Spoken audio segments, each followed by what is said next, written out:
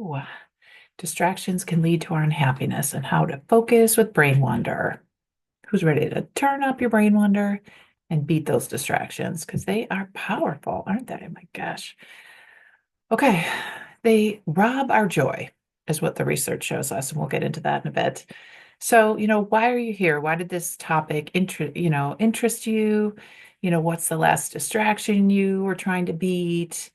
Why did you choose this? It's something to think about because distractions, maybe they're on your radar and you're noticing when your distractions, maybe like distracted, like on your phone, like with me when I'm on the phone.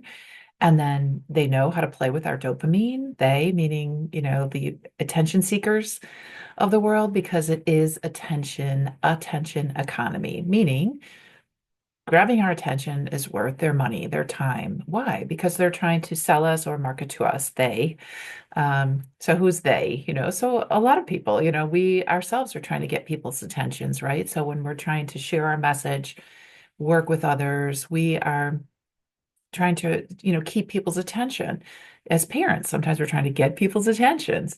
And so how do we do that? And so we can think about this a little bit. What's the last time you were trying to beat a distraction and it seemed really hard? So why don't you put that in the chat?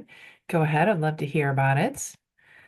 But what we need to know is that the researchers who for decades are looking into happiness, they tell us that when we're distracted, we don't feel happy. And one, world-renowned researcher by the name of Dr. Sonia Lubomirsky, she's been studying happiness and happiness-related topics for decades. She tells us that most of us have bought into the myth of happiness, that certain things make us happy. And if we don't have those certain things, we're not happy, or we have to keep chasing those certain things, which tend to be, a certain body size, certain amount of money, more jobs, more. And we'll get into a little bit about what really she has found, but it's the myths, she calls it. Those are myths of happiness, that those things that we tend to chase will bring us happiness. So sometimes we need to slow down, figure out what we need to block, who's stealing our attention, who's distracting us from finding out what's really important to us today. And why today? Well, the world needs us. The world needs us living fully in our gifts. And leaders are busy. Leaders are looking for long-lasting solutions. We're here to learn. You're rock stars, right? You're doing so many good things. You have so many degrees. You're leading teams. You're doing amazing work. You're starting businesses, whatever you're doing, you're raising families, but you're tired. People say, I feel like toast. It's just like that burnt piece of toast there in the image. Life is challenging, right? Deep breath. When we're trying to learn something as a neuroimmunologist, we know that the brain it's like a garden. If we want it to grow and learn, we have to nourish it. So today, before we take in this information, let's just take a deep breath. Think about what you ate already today. Did you eat some good nutrition? Hopefully. Did you have caring, loving people in your life? Hopefully. Is there anyone you need to thank? These kind of things, these small actions can actually kind of dial our brain in a certain direction and support it and nourish it so that we can learn, we can take in new information, we can figure out how to block distractions because those distractions are stealing our happiness. So today it's for busy leaders who want to help others. You want to feel creative. You want to acknowledge all that you've done. You have a lot of degrees. You're doing a lot of things with your team, with your family, with your community. You want to keep growing, but it'd be really great to have some guidance. I'm always looking for efficiency tools, the answer, the way, to have a safe community to support me when I'm admitting I'm vulnerable about something, when there's something I don't really know how to do well. I put, safe, comfortable people around me to help me on that path. I don't want to be with people who aren't supportive when I'm trying to grow because growth is uncomfortable. So even attending today or listening to this on your own time, sometimes it's uncomfortable, right? There will be emotions when we're trying to grow, and that is normal. We can acknowledge our emotions, we can assess them.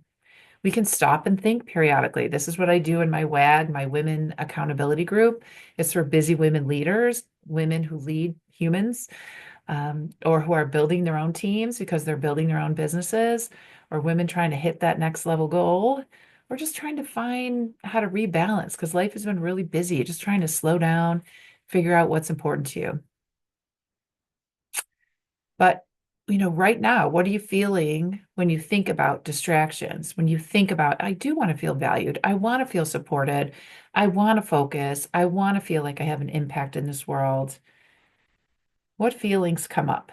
It's good to just write them down. We don't have to judge our feelings. Just write down the feelings. You want to take a minute, pause the video right now, write down a few feelings because our feelings that we currently have will change our perception about this event. Your feelings will change your perception of me. Your feelings will influence your perception of this information. So we should know like what filter we have right now, depending on what feelings we have. Like I just went through something that was very upsetting, annoying. I have some anger about it. So that will filter exactly, exactly how I see the world right now. So I have to acknowledge that. I also have gratitude for some things. I have hope that it can be different. And I'm in awe of some people I'm working on a project with who are doing amazing work, have good ideas. So I can have a range of emotions all at once, right? And in our days, the researchers tell us we want to kind of push toward positive emotions, which can be hope, awe, gratitude. Doesn't mean we have to like everything going on right now. Okay, but our emotional level that we're in right now are like glasses, rose-colored glasses or dark glasses, they will filter how we see the world. So if we want to feel focused, supported, and like we can change the world, we can use our gifts to make a difference, we have to know what emotional level we're at. So let's also talk about the cultures in the workplace. So this is Shine's three-level of organizational culture model. Now, obviously, we see something that looks like a glacier, and the white above the water, there's a deep blue line across. It's supposed to be the water. So there's the first level, and those are the artifacts or behaviors. Those are things we can clearly see in the workplace. And then there's some norms and values that's under the water a little bit, but we can usually sense or we know what the values are where we are. Whether this be in your home, this is usually for organizations, the culture in your workplace. And then we go way deep. What are the assumptions there? What are the beliefs? What I'm seeing in this project I'm working on, I'm not going to give any names, but I'm seeing people shrinking. I'm seeing people get smaller. I'm seeing people say, well, let's do less because more is challenging. And yes, growth is challenging. And when you try to do something new, you have to see things a new way or maybe interact with new people or give people hope so they can see what is possible. And so those assumptions and belief in the environment I'm working in right now is causing people to shrink. And I just heard a very interesting speaker by the name of Fawn Weaver. She actually is the CEO of a billion-dollar bourbon company called Uncle Nearest, and she just wrote a book about that. It's a very interesting story, but check it out. But she said what she sees sometimes is women in the room, especially underrepresented women in leadership rooms, will do this. They'll shrink and they'll complain, as opposed to, just doing what we can to make a difference. So I want to make sure I'm not in that group. I don't want to shrink and complain. I want to take action. But sometimes we shrink and complain because that's the norm in the culture. And the culture has told us that women aren't leaders. Women should stay quiet. Women should shrink. Women should get quieter. So that's where some of this assumption and belief comes from. So we have to fight it. We have to be careful we're not distracted by these myths, like Dr. Sonia Lubomirsky told us. These are myths that we assume about happiness, she talked about. There's also myths about assumptions in the culture that women can't be leaders, women need to shrink, women need to be quiet.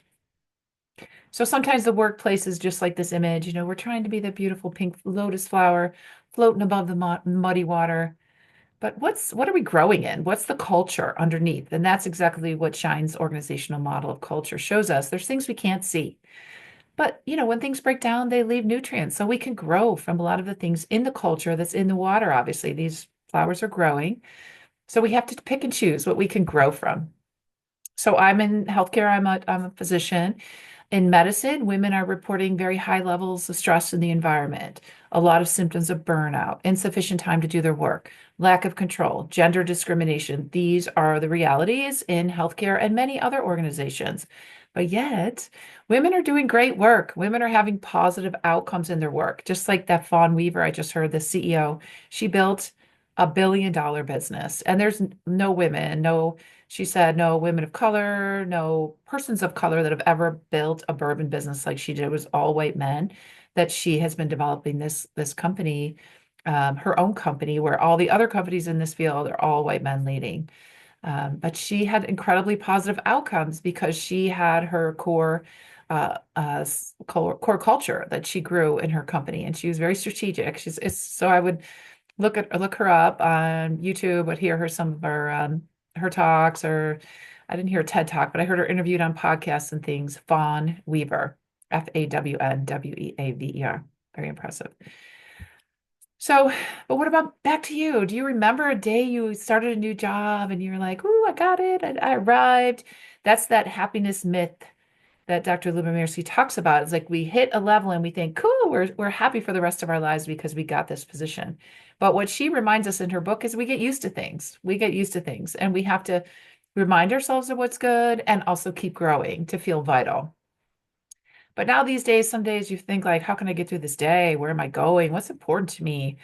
I hope for more. You feel stuck. You're not sure what your next level is. You're growing in that muddy water, and you want some clarity of what your next step should be. What do you think? Does anyone feel like that water there? Go ahead and put it in the chat. Yes.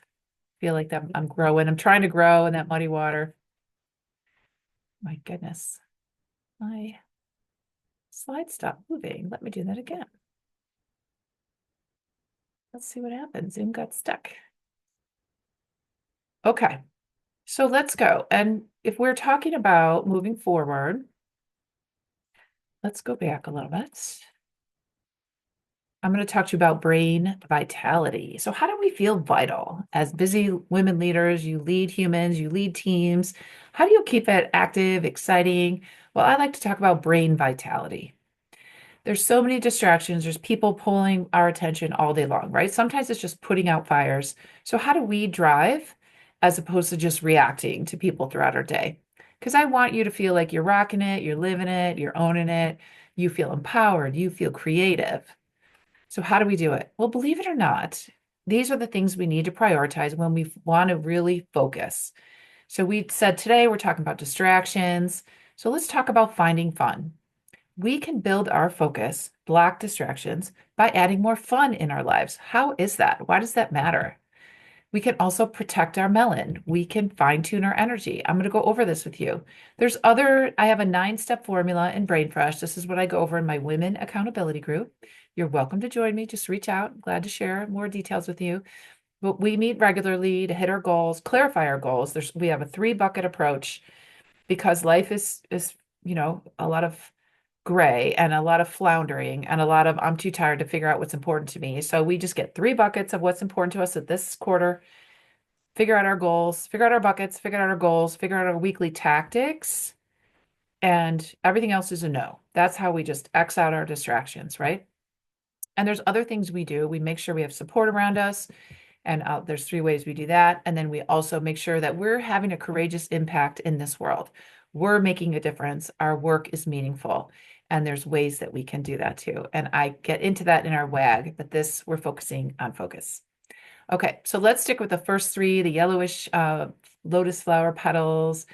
Would you say you're a red, yellow, or green in how much fun you have in your week? Let's start with that first. So do you regularly put fun into your week? Do you find that that's a priority? My husband and I, about a year ago, I heard someone say that I was reading a book on fun, believe it or not. It's called The Power of Fun, because she talked a lot about the neuroscience research of fun. So I was like, oh, of course, anything with neuroscience, I'm in. So I was like, what is the data showing? Well, fun is a great brain state. It helps us focus. It helps us relax. It helps us increase our perception. It's usually physical, so it helps our physical health. It helps our connection with others because generally it's with someone else. So why does it matter? Because we have busy days, right? And sometimes we feel stuck and we need to figure out how to focus, how to find where we have control in our life, how to shift our emotions from negative to positive.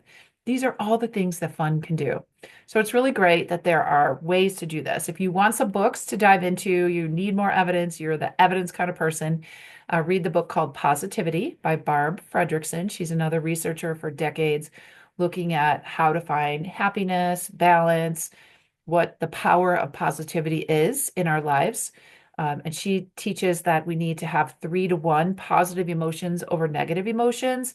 So that's something we can do, right? And that is something we can do day to day. We can increase our gratitude, increase our hope, increase our awe, and something that's going well, somebody who really did amazing things, somebody who's navigating a stressful life. Like I just talked to this researcher who submitted a grant at the same time her dad was in hospice. And I was just like, I didn't know your dad was, I'm working with her on the grant, giving her fun options because it's a grant that we're proposing. Well, anyway, it's a grant. Hopefully, it's impactful for emotional negativity and depression. And my job was to come up with 12 fun things people can do at home without any money or tools, because we know that helps us to manage our emotions. When our emotions are more positive, we see more options in this world. And that's why it's worth taking the time to learn about this. So we want to make sure you get into the green zone in fun, right? Because it can help your creativity, your clarity of what's next, and your focus. Okay, so this week, 3 things you could consider doing is get one fun thing on the books this week, right? And put it in the chat or DM me. Go ahead at thebrainfresh@gmail.com. Tell me what's the one fun thing, because I love your ideas, because then I can share them. I can, try them myself. And it's just like contagious, right? So if people have more fun in their lives, we build more friends, we build more connections. It helps our focus, helps block distraction, helps us really live in our strengths because the world needs us living in our strengths. We have a lot of problems, challenges. And if we know how to live fully in our strengths, here we go. You can live in your strengths. And these are some of the ways you add more fun into your life. Can you believe it? So sometimes neuroscience is full of good news, right? So more fun in your life. You can think of one positive emotional booster. That could be gratitude. That could be sending a text to somebody who did something nice for you. That could be supporting someone. That could be having hope for the future. That could be reading a quote that gives you just a little bit of pause. That could be looking outside at nature, taking a walk in nature. Um, so there's things that we can do to intentionally increase the fun in our lives, the positive emotions, because we can see new solutions better and block out distractions better. Okay, what about protecting our melon? So some people talk about your brain as your melon. I love brains, so I don't like to, really call it anything but amazing brains. But it's cute. We'll call it melon. So between your ears, that amazing organ, how can we protect it from distractions? And why does that matter? Because we know if we don't protect it, it's like you open every door and window in your whole house. You just let everybody in, all the weather, all the people. You just let everybody in all the time. How would that feel? That would feel horrible. You'd never get any work done. You'd never be able to have time to figure out what's important to you. So we have to protect with all those distractions, people trying to rob us of our attention and our focus. We have to protect intentionally. So sometimes you think of it like if you wake up with 10 coins and you open your eyes in the morning, you go right on your phone. Okay, you already gave away some of your attention. Okay. And then you turn on screens in the kitchen, a lot of screens when you come down in the morning.